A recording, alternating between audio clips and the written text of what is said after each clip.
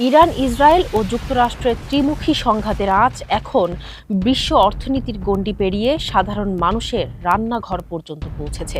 বিশেষ করে হরমুজ প্রণালীতে অস্থিরতা এবং জ্বালানির আকাশচুম্বী দাম এশিয়া ও আফ্রিকার আমদানি নির্ভর দেশগুলোকে ঠেলে দিচ্ছে চরম অনিশ্চয়তার দিকে। পাকিস্তান থেকে বাংলাদেশ কিংবা মিশর থেকে শ্রীলঙ্কা, জ্বালানি সাশ্রয়ে দেশগুলোকে এখন নিতে হচ্ছে নজিরবিহীন সব সিদ্ধান্ত।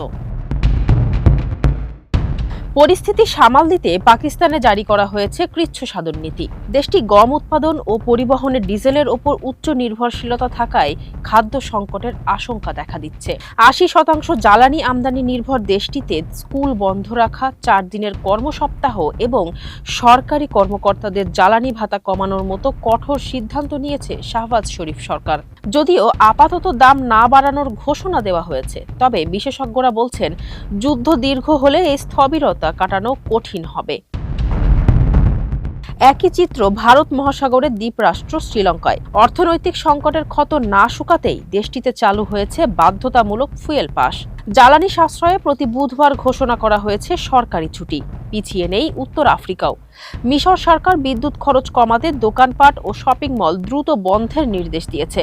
পাশাপাশি জ্বালানির দাম বাড়িয়েছে ১৫ থেকে ২২% পর্যন্ত।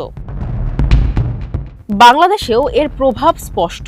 প্রায় ৯৫% তেল আমদানি নির্ভর এই দেশে অনেক পাম্পে রেশনিং ও সাময়িক সংকটের খবর পাওয়া যাচ্ছে। বিশ্লেষকরা সতর্ক করছেন, জ্বালানির এই বাড়তি দাম কেবল পরিবহনেই সীমাবদ্ধ থাকবে না। ডিজেলের দাম বাড়লে সরাসরি প্রভাব পড়বে কৃষি পণ্যের উৎপাদনে। ফলে পরিবহন খরচ বাড়ার হাত ধরে হু হু করে বাড়বে আটা, ময়দা ও নিত্যপণ্যের দাম। ডলারের বিপরীতে স্থানীয় মুদ্রার মান কমে যাওয়া এবং ক্রমবর্ধমান বাজেট ঘাটতি, এই দুইয়ের জাতাকলে পিষ্ট উন্নয়নশীল দেশগুলোর সাধারণ মানুষ তাদের আয়ের বড় অংশই ব্যয় করে খাদ্য ও জ্বালানিতে। ফলে বিশ্ববাজারের এই ধাক্কা শেষ পর্যন্ত সাধারণ মানুষের জীবনযাত্রাকেই বিপন্ন করে তুলছে।